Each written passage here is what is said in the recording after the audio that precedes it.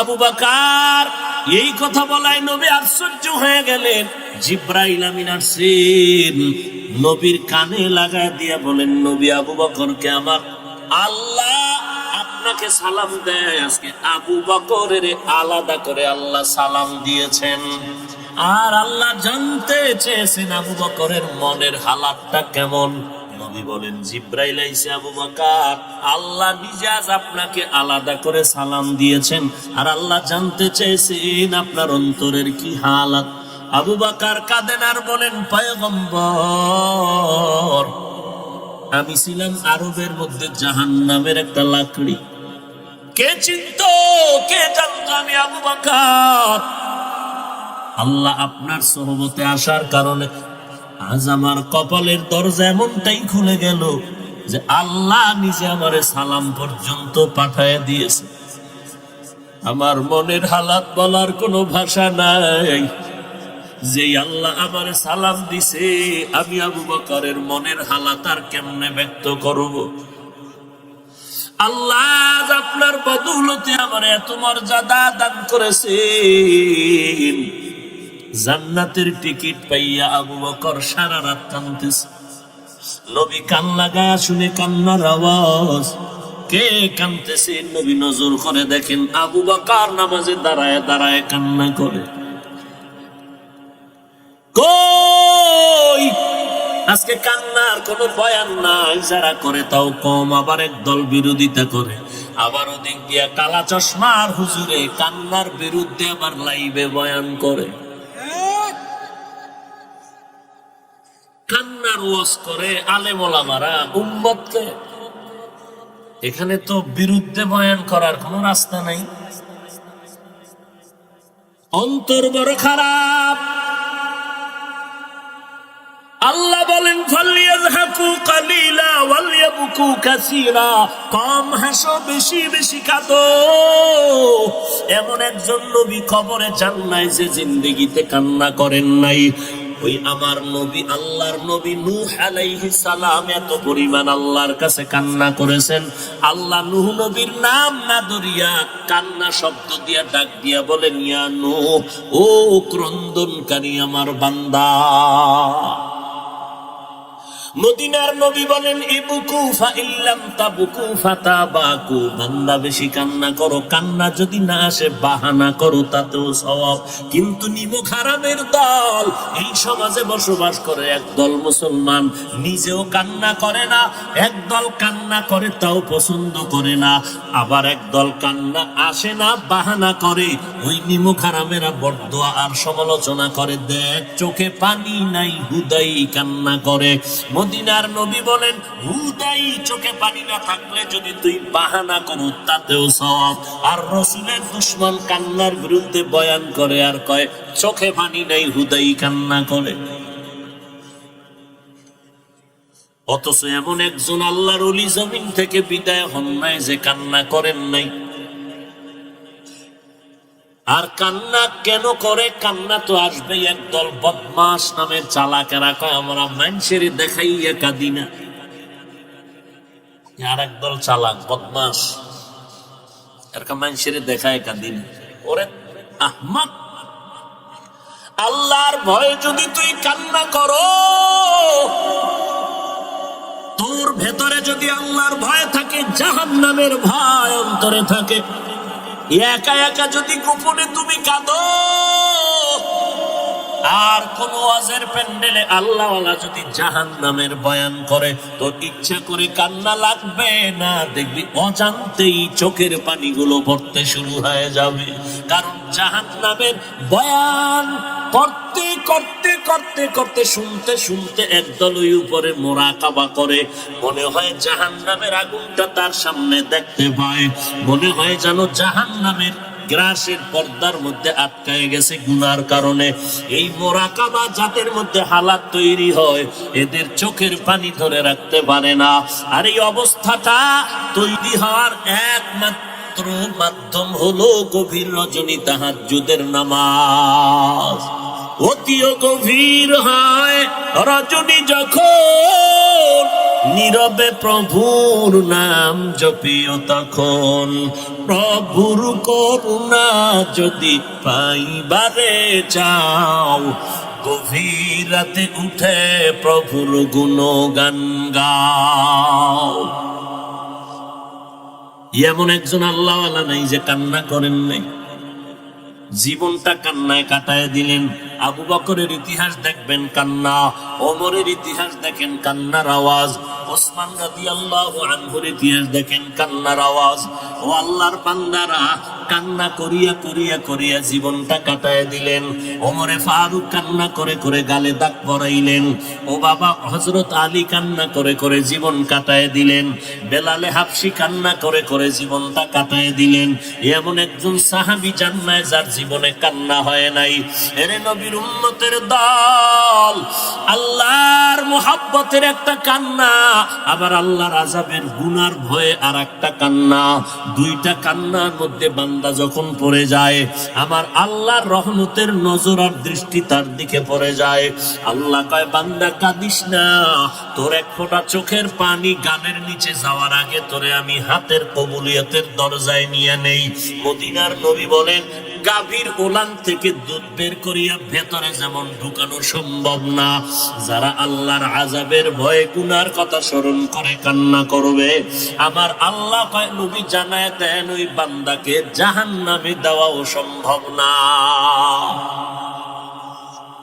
আল্লাহর জন্য কাঁদো। এই জমিন টিকে আছে চোখের পানিওয়ালাদের কারণে। হয়তো তুমি জানো না, কান্না দেখো না, কান্নাওয়ালারা কখন কাঁদে। আল্লাহর খাস গোলামেরা রাতের বেলা সব ঘুমায় গেছে, আল্লাহর খাস গোলামরা ঘুমায় না।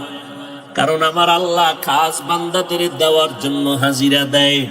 এই বান্দা, তোর কি দরকার চাইতে দেরি ভাইতে দেরি না, তবে কোন সময় আমি দিতে আসি জানো? ফজরেও আসি না, জোহরেও আসি না, মাগরিব এশায় আসি না, আসরেও আসি না। মানুষ যখন ঘুমায় যায়, আসমান ঠান্ডা, জমিন ঠান্ডা, গাছের পাখিরা ঘুমায়, সমস্ত নদীর মাছগুলো ঘুমায় গেল, ঘরওয়ালারা ঘুমায়। ওই সময় আমি আল্লাহ প্রথম আসমানের মধ্যে হাজিরার নজর লাগায় দেই। আমি আল্লাহ হাজির হইয়া আমার আশিকরে ডাকে, ও বান্দা যারা আমাকে চাও তারা উঠো, আমি তোমারে নেওয়ার জন্য রাজি হইয়া আমি রহমতের দরজা খুলে তোমার সামনে হাজির হয়ে গেলাম। এই বান্দা, আল্লাহ প্রথম আসমানে আসেন প্রতি রাত্রে। এমন একটা রাত নাই যেই রাতে আল্লাহ প্রথম আসমানে আসেন না। আল্লাহ আসেন মানে আল্লাহর কুদরতের নজর প্রথম আসমানে দেন। আমার আল্লাহর নজরটা পড়ে যায় যারা সিজদা করে, নামাজ পড়ে ওই ভোর রাত্রে, গভীর রজনীতে। আল্লাহ বলেন, বান্দা তোরে মানুষ বানাইছি একটা নেয়ামত, মানুষ বানানোর পরে তোরে মুসলমানের ঘরে পাঠাইছি আর একটা নেয়ামত। তোরে আমি হিন্দুর ঘরে, বৌদ্ধের ঘরে, ইহুদির ঘরে পাঠাইতে পারতাম, আমি নিজে দয়া করে তোরে মুসলমানের ঘরে পাঠাইছি।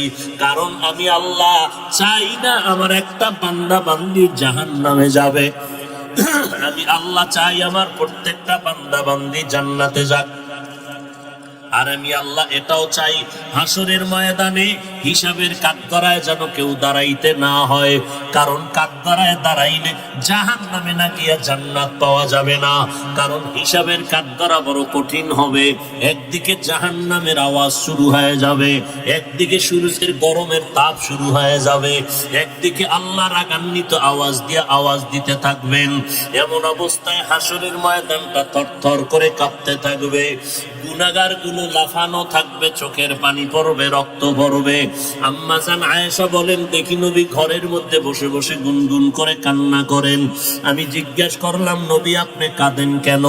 কি কারণে কাঁদেন?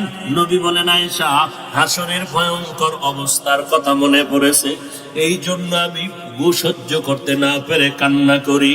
কেমন ভয়ঙ্কর অবস্থা হবে? নবী বলেন, আয়েশা, ওই হাসরের ময়দানে সমস্ত মানুষ, নবী সাহাবী সবাই উলঙ্গ দাঁড়াবে, নারী পুরুষরা উলঙ্গ দাঁড়ায় যাবে, সূর্যটা মাথার উপরে আসবে। আল্লাহ বলবেন, ও সূর্য, তোর যত তাপ আছে জমিনের মধ্যে ছাড়িয়ে দে। ওদিকে জাহান্নামের আওয়াজ, জাহান্নাম বলবে, আল্লাহ নামাজিগুলো কই? গুনাহগারগুলো আমার পেটে দাও, আমার পেটে বড় ক্ষুধা, সহ্য করতে পারি না। আল্লাহ বলবেন, ও ফেরেশতারা, জাহান্নামের গলায় 70,000 শিকল লাগাইয়া পেছনে টেনে ধর। যদি সামনে আগে আমি বিচার শেষ করতে পারবো না। ওদিকে আমার আল্লাহ বিচার শুরু করার আগে কঠিন এক হুঙ্কার দিবেন, লিমানিল মুলকুল ইয়াউম লিল্লাহিল ওয়াহিদিল কাহ্হার। মদিনার নবী বলেন, আয়েশা, এমত অবস্থায় সূর্যের গরমে জমিনটা হয়ে যাবে তামা, জাহান্নামের আওয়াজ, অপরদিকে আবার আল্লাহ পাকের কুদরতের রাগান্বিত আওয়াজ। এই অবস্থায় নবীরা পর্যন্ত গুনাহ নাই, তারাও নাফসি নাফসি বলে কান্না শুরু করবেন আর বলবেন, আল্লাহ আমাকে বাঁচান। উম্মতের কথা কোন নবীর মনেই থাকবে না। নিজেকে বাঁচানোর জন্য কানবেন ঈসা নবী, কানবেন মূসা নবী, কান্না করবেন ইব্রাহিম নবী, কান্না করবেন। আম্মা জান আয়েশা বলেন, নবী আপনি তো দো জাহানের সরদার, ওই কঠিন সময় আপনি কি করবেন? নবী বলেন, আয়েশা, ওই সময় আমি নফসি নফসি বলে কাঁদবো না, আমি আমার উম্মতের জন্য মাকামে মাহমুদ সিজদায় পড়ে কাঁদবো আর বলবো, আল্লাহ আমার উম্মত গুলো বাঁচাও, আমার একটা উম্মত যেন জাহান্নামে না যায়।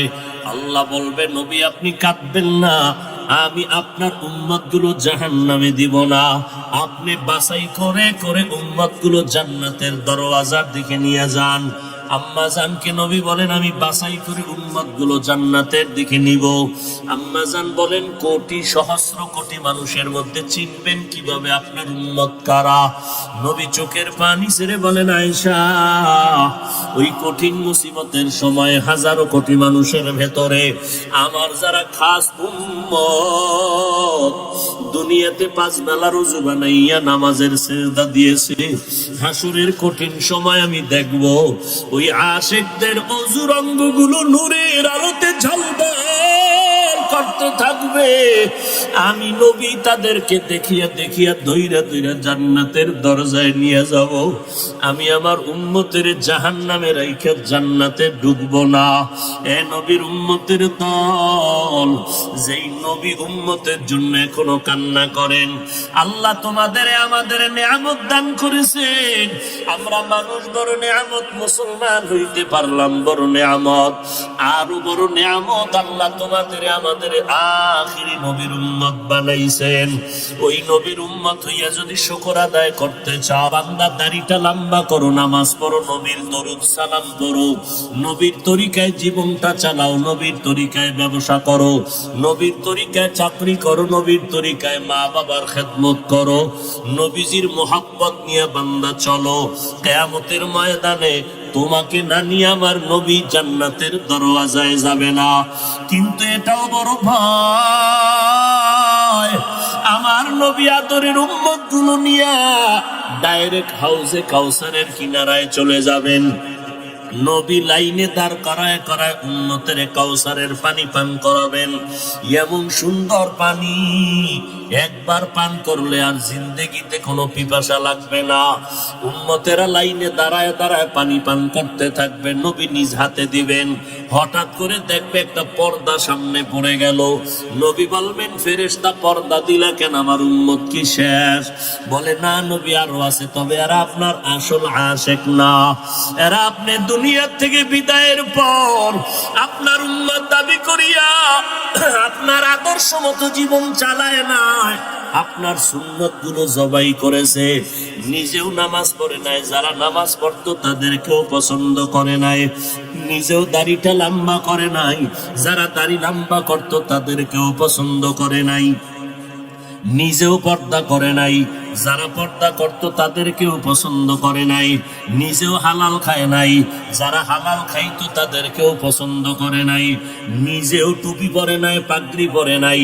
যারা টুপি পাগড়ি পরতো তাদের বিরুদ্ধাচরণ করত, নিজেও কখনো কান্না করে নাই, কান্নাওয়ালাকেও পছন্দ করে নাই। নিজেও দিনের পথে দান করে নাই, যারা দান করত তাদেরকেও পছন্দ করে নাই। আপনার সুন্নাতগুলো জবাই করিয়া করিয়া জীবনটা কাটাইছে। টুপির বিরুদ্ধে, নবীর বিরুদ্ধে, দিনের বিরুদ্ধে, নামাজের বিরুদ্ধে সমালোচনা করেছে। কোরআন পড়ে নাই, পড়নেওয়ালাকেও মোহাব্বত করে নাই, ওলামায়ে কেরামদের মোহাব্বত করে নাই, বিরোধিতা করেছে। আমার নবী এগুলো শোনা মাত্র নবী হঠাৎ করে রাগান্বিত হইয়া বলবেন, সোহকান সোহক, ও উম্মতেরা তোরা আমার দল থেকে বের হয়ে যা, আমি তোদের নবী না, তোরা আমার একটাও উম্মত না। ওই দিন যদি আল্লাহ না করুন তুমি আমি পড়িয়া যাই, আজকে কত সত্তার মানুষ আমারে কত সম্মান করে, আমাকে বক্তা বলিয়া কত সম্মান, কত মানুষ সম্মানের জায়গায় বসায় দেয়। কিন্তু আমি তো নিজে তাকায় দেখলাম, জীবন ভর যত নামাজ পড়লাম আসলে নামাজের মতো নামাজ পড়তে পারি নাই। যেই নামাজে সাহাবায়ে কেরাম মাওলার সাথে দিদার হয়ে যাইত, ওই রকম একটা সেজদা আজও পর্যন্ত দিতে পারি নাই। যেইভাবে তেলাওয়াত করলে আমার আল্লাহ খুশি, ওইভাবে কোরআনটা তেলাওয়াত করতে পারি নাই। জীবনে মোনাজাত কত দিলাম, কলিজা ফাটা কান্না দিয়ে আমার মাওলার জন্য মোনাজাত দিতে পারি নাই। দান করছি মানুষকে দেখানোর জন্য, নামাজ পড়ছি মানুষের মারহাবা পাওয়ার জন্য, দান সদকা করেছি মানুষের মোহাব্বত পাওয়ার জন্য, মানুষের সামনে বক্তা হয়ে বয়ান করছি, নিজে আমল করি নাই। আল্লাহ সেদিন ডাকবে, আয় আগুনের কেচি দ্বারা তোর জিহ্বাটা কেটে দেই। ওই দিন আমার উপায় কি হবে? সাহাবায়ে কেরামের এত ইলম, এত আমল, সাহাবায়ে কেরামের এত তাকওয়া, এত ইখলাস, এরপরেও যদি তারা জীবনভর কান্না করতে থাকে, ও আল্লাহর বান্দারা, নিজেরে বড় মনে করার কি পুঁজি তোমার কাছে আছে?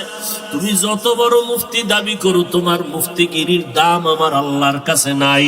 তুমি আমি যত বড় মাওলানা দাবি করি, মাওলার কাছে মাওলানা হইতে পারলে তো কাজ। মাওলানা তো বড় হই না, মানুষের দরবারে, আল্লাহর দরবারে হতে পারি নাই।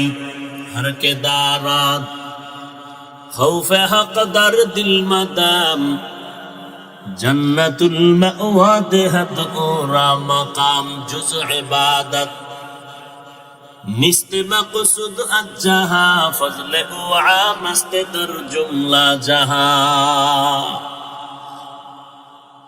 আল্লাহকে দাউদ এত নিয়ামত দিছি না, জি আল্লাহ, এবার শুকর আদায় কর।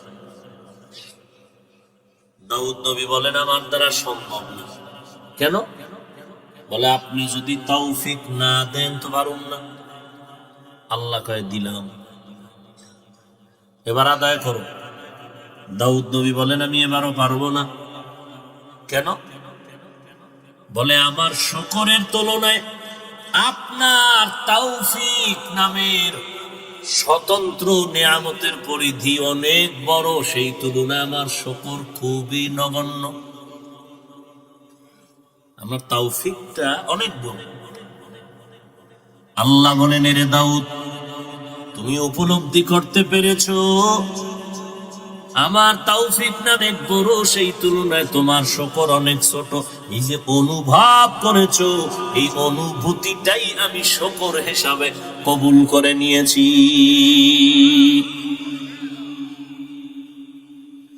শুকরে নেয়ামত, নেয়ামতাত আফযুকুনাত, কুফরে নেয়ামত আযকাফত বিরুকুনাত, তা কিয়ামত গরবাগুয়াম জিকানাম, সদ কিয়ামত বগুজার দিনা তামাম।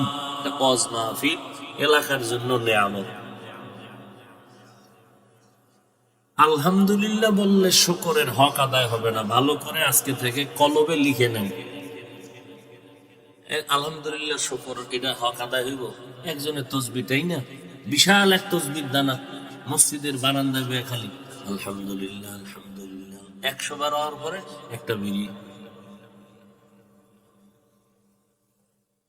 হক আদায় হবে।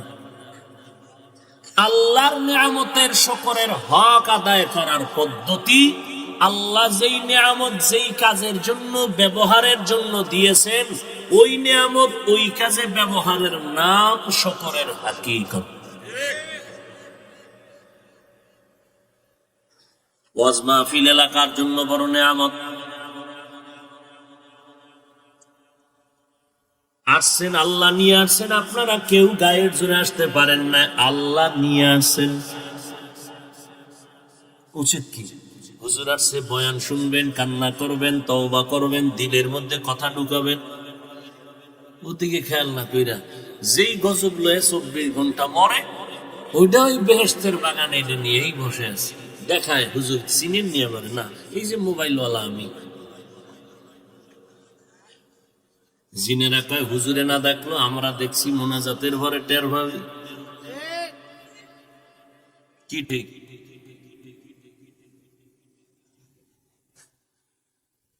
এই যারা মোবাইল নিয়ে ব্যস্ত, কলম দাও, স্টাম্প দাও, লিখে দিলাম, এই মোবাইলওয়ালারা আজকের মাহফিল থেকে এরা বঞ্চিতদের অন্তর্ভুক্ত। এরা বরকত পাবে না, পাবে না, পাবে না। এরা অকৃতজ্ঞ, এই ওয়াজ পাইয়া শুকর আদায় করে নাই। ধ্যান খেয়াল ওয়াজের দিকে না, গজবের দিকে। ছবি উঠলো নি, রেকর্ড হলো নি, অথচ সমস্ত দুনিয়ার আলেমরা একমত বিনা কারণে ছবি তোলা হারাম। আমনেগো কি কসু বলবো, আমগো জাতি হুজুর টুজুর কি বলবো, এ হাদিস পড়ায় আইলে একটা ছবি। বাথরুমে ঢুকছি, 3 জন খাড়াই রয়েছে বাইরে, কি একটা ছবি। আপনারা হাসেন, জুতা দিয়ে ফিরাইলেও তো আমার মনের চাল মিলে না। তিনি মানুষ না হায়ওয়ান, নির্লজ্জ বেহায়া। বাইতুল্লাহ গেছে হজ করতে, হ্যাঁ নগিয়াও লাইভ সিভাই বয়েকা, আমি কিন্তু এখানে হজে আছি। কেতনা বড় বেহায়া বেলাজা। মদিনার রওজায় গিয়া কানবে, হ্যাঁ নগিয়াও লাইভ। তুই কানবি না লাইভ দেখাবি?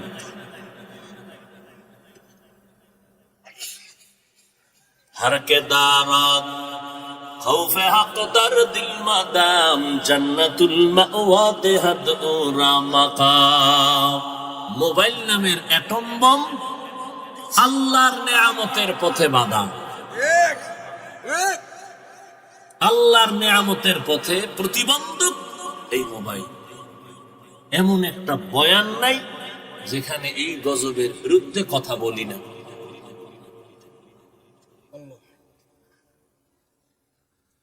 আফসোস, মসজিদে নামাজে দাঁড়াইছি, ইমাম সাহেবের তেলাওয়াত এত সুন্দর, মনে হয় এক্ষুনি আল্লাহর সাথে মেরাজের লাইন ক্লিয়ার হচ্ছে। ফট করে মোবাইলের রিংটোন বাজলো, টোটাল মসজিদের মুসল্লিদের নামাজটাকে ধ্বংস করে দিল।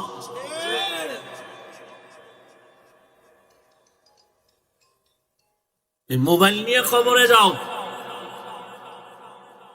ফেরেশতারা যখন আইবো বলবে প্রশ্ন করে আগে সেলফি।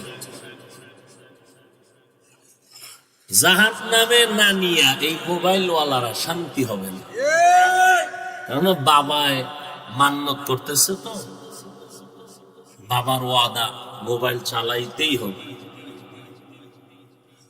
রাতের বেলা ল্যাপের ভিতরে বাতি জ্বলে, আম্মা জান কয় কি কয়, মোরাকাবায় আছি। আমি বক্তা ওয়াজে আসছি, ওয়াজের স্টেজে আসা পর্যন্ত গাড়ির ভিতরে ফেসবুক, বয়ানের বড় নাইমা ফেসবুক। আমার ওয়াজে হবে হেদায়েত? আমারে হেদায়েত করবে কি?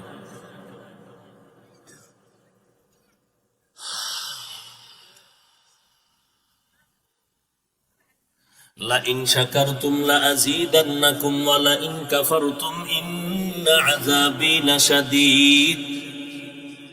দুনিয়াতে সব আল্লাহর নিয়ামত, এর মধ্যে মৌলিক কয়েকটা নিয়ামতের কথা বলে আমার পরে বয়ান আছে কারো, মোনাজাত দিয়ে চলে যাব। সব থেকে মৌলিক নিয়ামতের একটা, আমি মানুষ।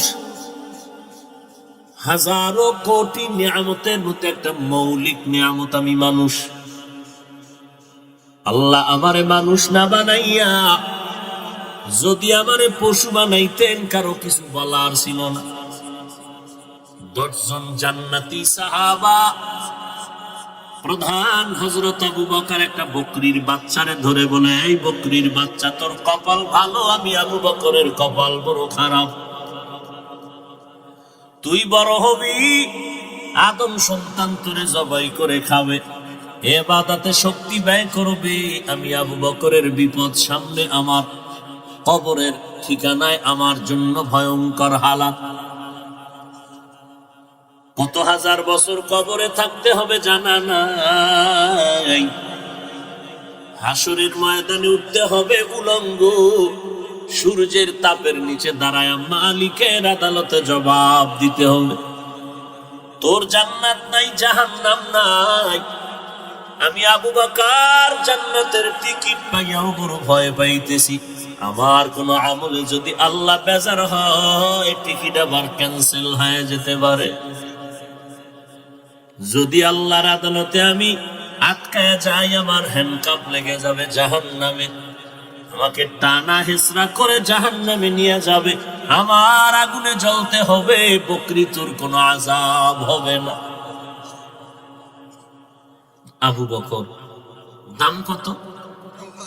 মদিনার নবী বলেন, সব মুমিন উম্মতের আমল যদি এক পাল্লায় দেও, আমার আবু বকরের নেকের পাল্লা ভারী হয়ে যাবে।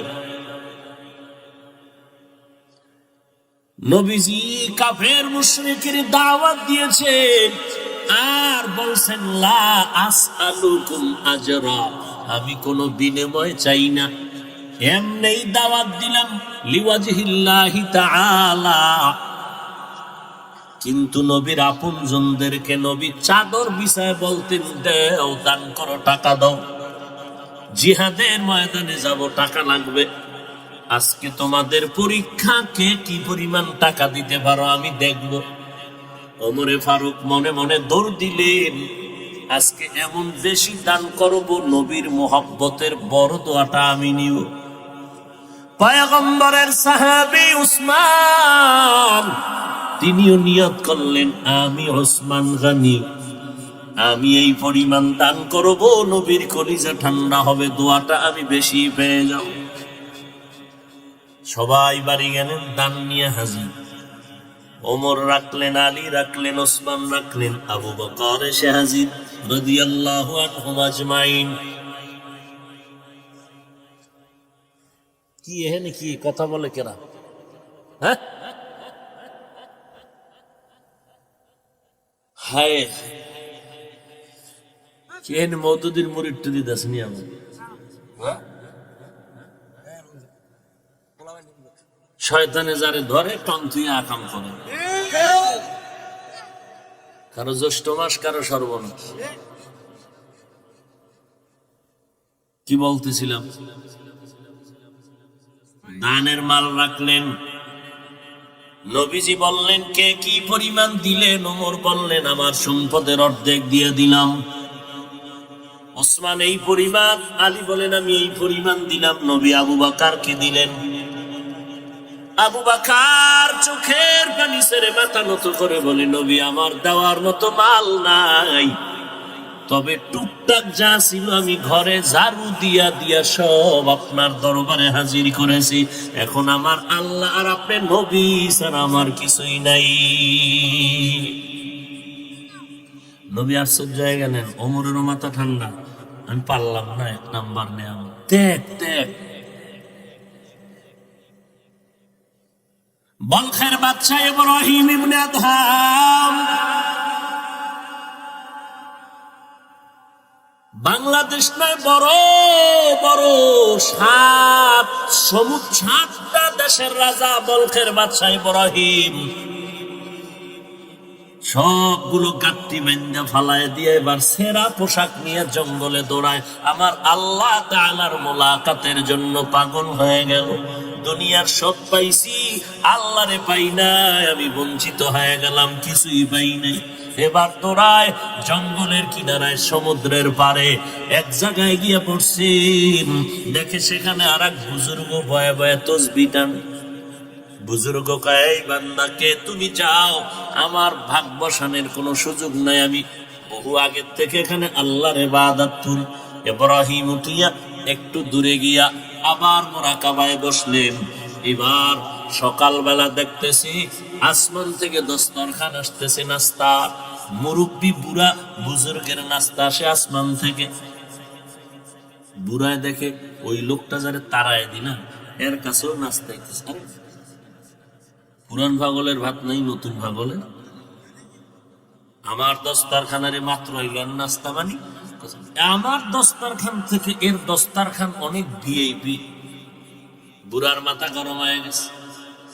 দীর্ঘ বছর তোমার ইবাদত করলাম, আর এই লোকটা সবে মাত্র আসলো, এর এত ভিআইপি ভাবে নাস্তার আইটেমও দেখা যায় অনেক বেশি, আমার কম, আমারে দিলা দুর্বল নাস্তা। গাইবি আওয়াজ আসছে, রে বান্দা বুঝবি না, আমি আল্লাহ পাক ইনসাফ করেছি, কোনো বেইনসাফি আমি করি নাই। তুমি এখানে দীর্ঘ বছর ইবাদত করো, আর আমার ইব্রাহিম মাত্র আইসা ইবাদতের মুসাল্লায় বসছে। এই হিসাব আমার কাছে চলে না, আমার কাছে চলে বান্দার কুরবানি। আমার ইব্রাহিম কি চাইরা আছে তুই জানো? বিশাল বড় অট্টালিকা, বিশাল বড় রাজপ্রাসাদ ছেড়ে আসছে।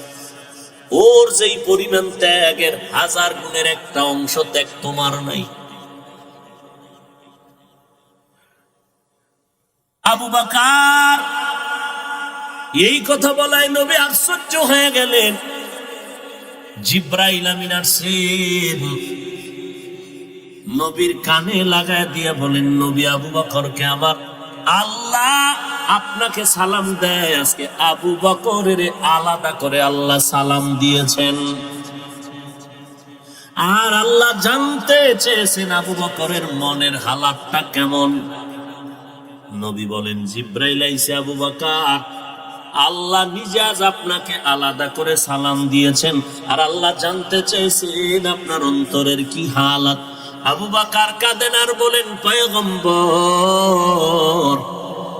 আমি ছিলাম আরবের মধ্যে জাহান্নামের একটা লাকড়ি। কে চিনত, কে জানতো আমি আবু বকর? আল্লাহ আপনার সোহবতে আসার কারণে আজ আমার কপালের দরজা এমনটাই খুলে গেল যে আল্লাহ নিজে আমারে সালাম পর্যন্ত পাঠায় দিয়েছে। আমার মনের হালাত বলার কোনো ভাষা নাই। যেই আল্লাহ আমার সালাম দিছে, আমি আবু বকরের মনের হালাত আর কেমনে ব্যক্ত করব? আল্লাহ আপনার বদৌলতে আমার এত মর্যাদা দান করেছেন। জান্নাতের টিকিট পাইয়া আবু বকর সারা রাত কাঁদতেছে। নবী কান লাগায়া শুনে কান্নার আওয়াজ। কে কাঁদতেছে নবী নজর করে দেখেন, আবু বকর নামাজে দাঁড়ায় দাঁড়ায় কান্না করে। কই আজকে কান্নার কোনো বয়ান নাই, যারা করে তাও কম, আবার একদল বিরোধিতা করে। আবার ওদিক দিয়া কালা চশমার হুজুরে কান্নার বিরুদ্ধে আবার লাইভে বয়ান করে,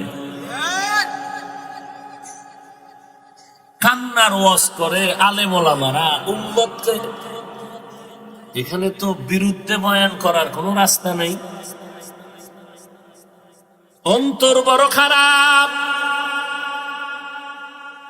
আল্লাহ বলেন, ফালিয়াযহাকু কালিলা ওয়ালয়াবকু কাসীরা, কম হাসো বেশি বেশি কাঁদো। এমন একজন নবী কবরে যান নাই যে জিন্দেগিতে কান্না করেন নাই। ওই আমার নবী, আল্লাহর নবী নূহ আলাইহিস সালাম এত পরিমাণ আল্লাহর কাছে কান্না করেছেন। আল্লাহ নূহ নবীর নাম না ধরিয়া কান্না শব্দ দিয়া ডাক দিয়া বলেন, ইয়া নূহ, ও ক্রন্দনকারী আমার বান্দা। মদিনার নবী বলেন ইবকু ফা ইল্লাম তাবকু ফাতাবাকু, বান্দা বেশি কান্না করো, কান্না যদি না আসে বাহানা করো, তাতেও সওয়াব। কিন্তু নিমক হারামের দল এই সমাজে বসবাস করে। একদল মুসলমান নিজেও কান্না করে না, একদল কান্না করে তাও পছন্দ করে না, আবার একদল কান্না আসে না বাহানা করে। ওই নিমক হারামেরা বরদোয়া আর সমালোচনা করে, দেখ চোখে পানি নাই হুদাই কান্না করে। মদিনার নবী বলেন হুদাই চোখে পানি না থাকলে যদি তুই বাহানা করো তাতেও সওয়াব। আর রসুলের দুশমন কান্নার বিরুদ্ধে বয়ান করে আর কয় চোখে পানি নাই হুদাই কান্না করে। অথচ এমন একজন আল্লাহর ওলি জমিন থেকে বিদায় হন নাই যে কান্না করেন নাই। আর কান্না কেন করে? কান্না তো আসবেই। একদল বদমাস নামের চালাকেরা কয় আমরা মানুষের দেখাইয়া কাঁদি না। আর একদল চালাক বদমাস এরকম মানুষের দেখায় কাঁদি না। ওরে আহমদ, আল্লাহর ভয়ে যদি তুই কান্না করো,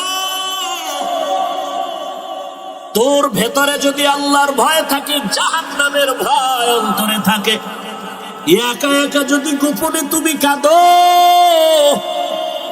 আর কোন ওয়াজের প্যান্ডেলে আল্লাহ যদি জাহান্নামের বয়ান করে, তো ইচ্ছা করে কান্না লাগবে না, দেখবি অজান্তেই চোখের পানিগুলো পড়তে শুরু হয়ে যাবে। কারণ জাহান্নামের বয়ান করতে করতে করতে করতে শুনতে শুনতে একদল ওই উপরে মোরাকাবা করে, মনে হয় জাহান্নামের আগুনটা তার সামনে দেখতে পায়, মনে হয় যেন জাহান্নামের গ্রাসের পর্দার মধ্যে আটকায় গেছে গুনার কারণে। এই মোরাকাবা যাদের মধ্যে হালাত তৈরি হয়, এদের চোখের পানি ধরে রাখতে পারে না। আর এই অবস্থাটা তৈরি হওয়ার একমাত্র মাধ্যম হলো গভীর রজনী তাহাজ্জুদের নামাজ। অতিও গভীর হয় রজনী যখন, নীরবে প্রভুর নাম জপিও তখন। প্রভুর করুণা যদি পাইবারে চাও, গভীর রাতে উঠে প্রভুর গুণগান গাও। এমন একজন আল্লাহওয়ালা নাই যে কান্না করেন নাই, জীবনটা কান্নায় কাটায় দিলেন। আবু বকরের ইতিহাস দেখবেন কান্না, ওমরের ইতিহাস দেখেন কান্নার আওয়াজ, উসমান রাদিয়াল্লাহু আনহুর ইতিহাস দেখেন কান্নার আওয়াজ। ও আল্লাহর বান্দারা, কান্না করিয়া করিয়া করিয়া জীবনটা কাটায় দিলেন। ওমরে ফারুক কান্না করে করে গালে দাগ পরাইলেন। ও বাবা হযরত আলী কান্না করে করে জীবন কাটায় দিলেন।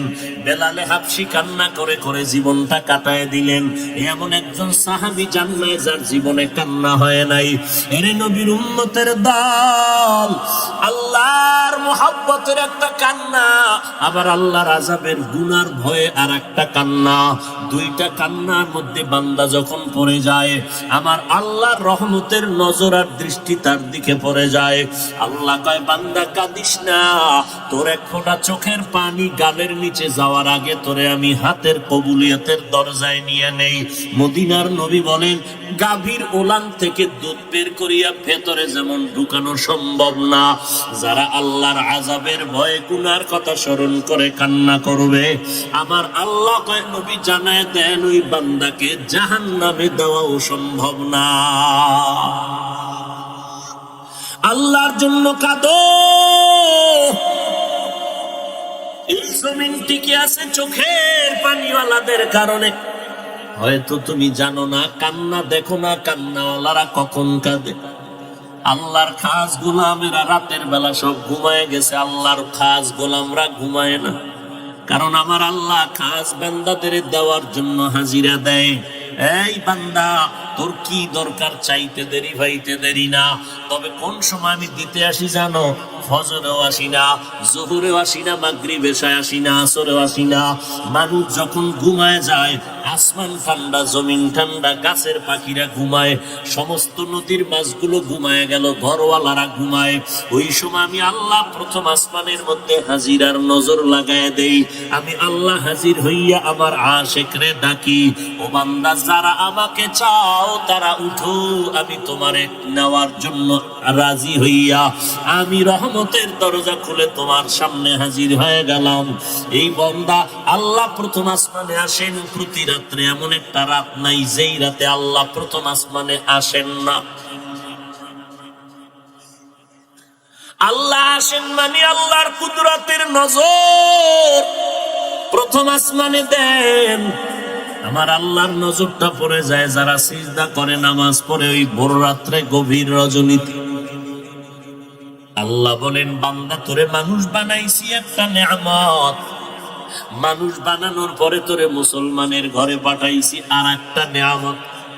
তোরে আমি হিন্দুর ঘরে, বুদ্ধির ঘরে, ইহুদির ঘরে পাঠাইতে পারতাম, আমি নিজে দয়া করে তোরে মুসলমানের ঘরে পাঠাইছি।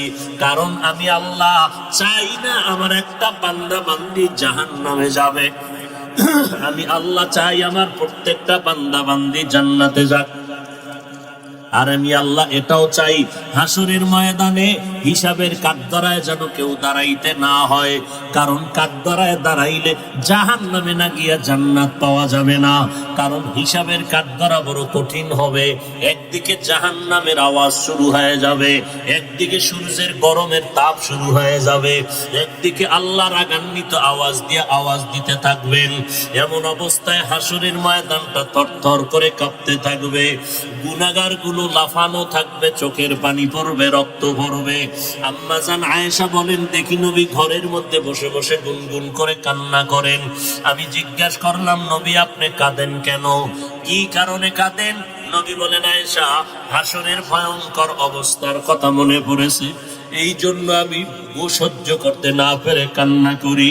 কেমন ভয়ঙ্কর অবস্থা হবে?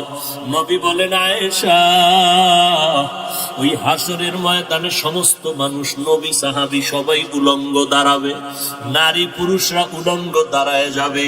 সূর্যটা মাথার উপরে আসবে, আল্লাহ বলবেন, ও সূর্য তোর যত তাপ আছে জমিনের মধ্যে ছাড়িয়ে দে।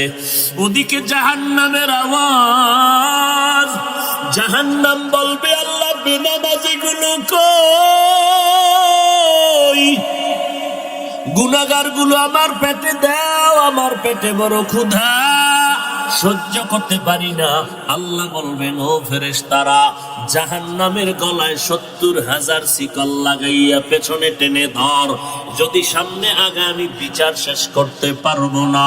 ওদিকে আমার আল্লাহ বিচার শুরু করার আগে কঠিন এক হুঙ্কার দিবেন, লিমানিল মুলকুল ইয়াউম লিল্লাহিল ওয়াহিদিল কাহ্হার।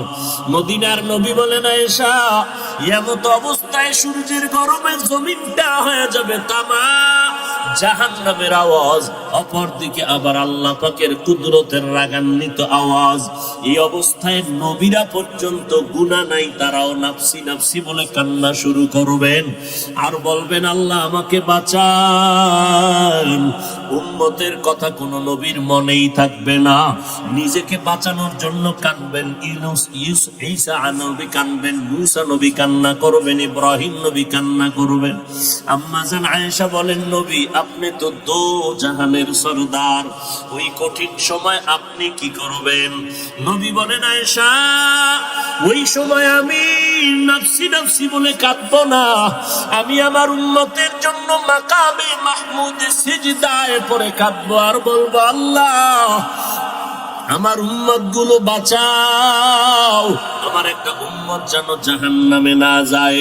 আল্লাহ বলবে, নবী আপনি কাঁদবেন না, আমি আপনার উম্মত গুলো জাহান্নামে দিব না, আপনি বাছাই করে করে উম্মত গুলো জান্নাতের দরওয়াজার দিকে নিয়ে যান। আম্মা জানকে নবী বলেন, আমি বাছাই করে উম্মত গুলো জান্নাতের দিকে নিব। আম্মা জান বলেন, কোটি সহস্র কোটি মানুষের মধ্যে চিনবেন কিভাবে আপনার উম্মত কারা?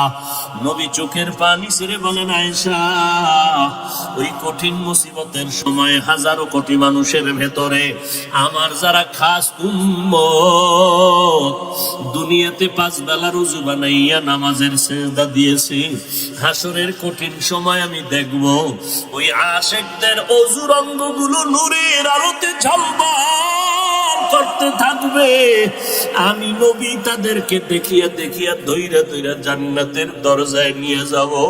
আমি আমার উম্মতের জাহান্নামে রাইখা জান্নাতে ঢুকবো না।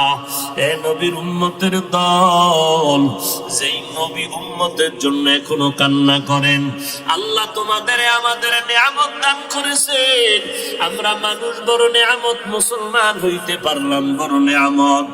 আরো বড় নিয়ামত আল্লাহ তোমাদের আমাদের আখিরি নবীর উম্মত বানাইছেন।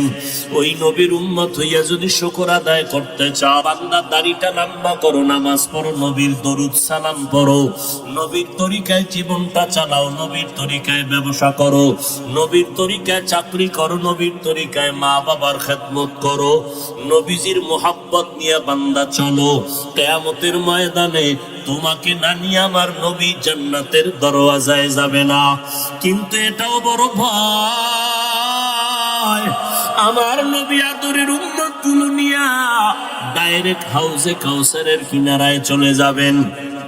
নবী লাইনে তার করায় করায় উম্মতের কাউসারের পানি পান করাবেন। এমন সুন্দর পানি একবার পান করলে আর জিন্দেগিতে কোনো পিপাসা লাগবে না। উম্মতেরা লাইনে দাঁড়ায় দাঁড়ায় পানি পান করতে থাকবে, নবী নিজ হাতে দিবেন। হঠাৎ করে দেখবে একটা পর্দা সামনে পড়ে গেল। নবী বলবেন, ফেরেশতা পর্দা দিলা কেন, আমার উম্মত কি শেষ? বলে, না নবী আরো আছে, তবে এরা আপনার আসল আশিক না। এরা আপনি দুনিয়া থেকে বিদায়ের পর আপনার উম্মত দাবি করিয়া আপনার আদর্শ মতো জীবন চালায় নাই, আপনার সুন্নত গুলো জবাই করেছে, নিজেও নামাজ পড়ে নাই, যারা নামাজ পড়তো তাদেরকেও পছন্দ করে নাই, নিজেও দাড়িটা লম্বা করে নাই, যারা দাড়ি লম্বা করতো তাদেরকেও পছন্দ করে নাই, নিজেও পর্দা করে নাই, যারা পর্দা করতো তাদেরকেও পছন্দ করে নাই, নিজেও হালাল খায় নাই, যারা হালাল খাইতো তাদেরকেও পছন্দ করে নাই, নিজেও টুপি পরে নাই, পাগড়ি পরে নাই, যারা টুপি পাগড়ি পরতো তাদের বিরুদ্ধাচরণ করত, নিজেও কখনো কান্না করে নাই, কান্নাওয়ালাকেও পছন্দ করে নাই, নিজেও দিনের পথে দান করে নাই, যারা দান করত তাদেরকেও পছন্দ করে নাই। আপনার সুন্নাত গুলো জবাই করিয়া করিয়া জীবনটা কাটাইছে। টুপির বিরুদ্ধে, নবীর বিরুদ্ধে, দিনের বিরুদ্ধে, নামাজের বিরুদ্ধে সমালোচনা করেছে। কোরআন পড়ে নাই, পড়নেওয়ালাকেও মহব্বত করে নাই, উলামায়ে কেরামদের মহব্বত করে নাই, বিরোধিতা করেছে। আমার নবী এগুলো শোনা মাত্র নবী হঠাৎ করে রাগান্বিত হইয়া বলবেন, সুহকান সুহকান, ও উম্মতেরা তোরা আমার দল থেকে বের হয়ে যা, আমি তোদের নবী না, তোরা আমার একটাও উম্মত না। ওই দিন যদি আল্লাহ না করুন তুমি আমি পড়িয়া যাই, আজকে কত সম্মান, মানুষ আমারে কত সম্মান করে, আমাকে বক্তা বলিয়া কত সম্মান, কত মানুষ সম্মানের জায়গায় বসায় দেয়। কিন্তু আমি তো নিজে তাকায় দেখলাম, জীবন ভর যত নামাজ পড়লাম, আসলে নামাজের মতো নামাজ পড়তে পারি নাই। যেই নামাজে সাহাবায়ে কেরাম মাওলার সাথে দিদার হয়ে যাইত, ওই রকম একটা সিজদা আজ পর্যন্ত দিতে পারি নাই। যেইভাবে তেলাওয়াত করলে আমার আল্লাহ খুশি, ওইভাবে কোরআনটা তেলাওয়াত করতে পারি নাই। জীবনে মোনাজাত কত দিলাম, কলিজা ফাটা কান্না দিয়ে আমার মাওলার জন্য মোনাজাত দিতে পারি নাই। দান করছি মানুষকে দেখানোর জন্য, নামাজ পড়ছি মানুষের মারহাবা পাওয়ার জন্য, দান সদকা করেছি মানুষের মুহাব্বত পাওয়ার জন্য, মানুষের সামনে বক্তা হয়ে বয়ান করছি, নিজে আমল করি নাই। আল্লাহ সেদিন ডাকবে, আয় আগুনের কেচি দ্বারা তোর জিহ্বাটা কেটে দেই। ওই দিন আমার উপায় কি হবে? সাহাবায়ে কেরামের এত ইলম, এত আমল, সাহাবায়ে কেরামের এত তাকওয়া, এত ইখলাস, এরপরেও যদি তারা জীবনভর কান্না করতে থাকে, ও আল্লাহর বান্দারা, নিজেরে বড় মনে করার কি পুঁজি তোমার কাছে আছে? তুমি যত বড় মুফতি দাবি করো, তোমার মুফতিগিরির দাম আমার আল্লাহর কাছে নাই। তুমি আমি যত বড় মাওলানা দাবি করি, মাওলার কাছে মাওলানা হইতে পারলে তো কাজ। মাওলানা তো বড় হইলাম মানুষের দরবারে, আল্লাহর দরবারে হতে পারি নাই। অহংকার করিয়া করিয়া নিজের জীবনটা বরবাদ করে দিলাম। সাহাবায়ে কেরাম এত সুন্দর ইখলাস আমল নিয়েও কান্না করলে তোমার আমার কি পরিমাণ কান্না দরকার। আজকে নিজের চোখেও পানি নাই, কান্নাওয়ালার সাথে কোনো মোহাব্বত নাই, বরং কান্নার বিরুদ্ধে বিভিন্ন ভাবে তুমি প্রোপাগান্ডা ছড়াও। এখনো সময় আছে, আমার আল্লাহ তো জাহান্নামে দিতে চান না, কারণ আমার আল্লাহ চান তার আশেক বান্দাগুলোকে জান্নাতে দিবেন। কারণ আমার আল্লাহ পাক জানেন বান্দা জাহান্নামের আগুন বড় ভয়ঙ্কর। একটা সেকেন্ডের জাহান্নামের আগুন সহ্য করার ক্ষমতা কারো নাই। ও আল্লাহর বান্দারা, গুনার কাজ ওই পরিমাণ করি ওরে যুবক, গুনার শাস্তি জাহান্নামে যেই পরিমাণ সহ্য করতে পারবি ওই পরিমাণ গুনাহ নিয়ে কবরে যাবি। ও যুবকেরা, এখনো আর কত বাহাদুরি করবা? এই জীবনে কত যুবকের লাশ কবরে রাখলাম, এই জীবনে কত যুবকের জানাজা পড়াইলাম, এমন একটা দিন নেই যুবকের লাশের খবর নাই। কত মা কান্না করে আমার সন্তান নাই, কে আমারে মা বলে ডাকবে? কত বাবায় কান্না করে, কে আমার খোঁজ খবর নিবে? ও আল্লাহর বান্দারা, স্কুলে পড়ো, কলেজে পড়ো, বাধা নাই, নবীর তরিকা মানো, পাঁচ বেলার নামাজ পড়ো, মা বাবার দোয়া নিয়ে চলো, ওলামায়ে আহলে হকের পরামর্শ নিয়ে আমল করো, মোনাজাত দিয়া মাওলার কাছে একটু কান্না করো। যদি মনে করো চোখে পানি আসে না, তোমার উপরে আমার আল্লাহ বেজার, গুনার কারণে তোমার দিলটা বড় পাথর। ওরে থানায় আসামিকে পিটাইলেও যদি আসামি কান্না করে, ওরে ছাত্র ওস্তাদের শাস্তির ভয়ে যদি কান্না করতে পারে, ওরে সন্তান যদি মা বাবার শাস্তির ভয়ে কান্না করতে পারে, আমার মাওলার আযাবের ভয় কি এত কম? ওই আল্লাহর আযাবকে যদি ভয় করো, কেন কান্না আসবে না রে বাবা? তোমার কপাল বড় খারাপ, ডানে বামে যদি কোনো কান্নাওয়ালা কাউকে পাও, হাতটা বাড়াইয়া দোয়া নিতে থাকো। আর মা বাবার থেকে দোয়া নাও, চোখের পানি তোমার চলে আসবে।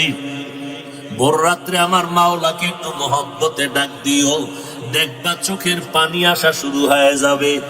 নিজের হিসাব মিলাও, অন্যের হিসাব মিলায়া লাভ হবে না রে বাবা। যেদিন মরণ আসবে, কে বক্তা, কে শ্রোতা, কে ডাক্তার, কে মুফতি, কোনো ভেদাভেদ নাই।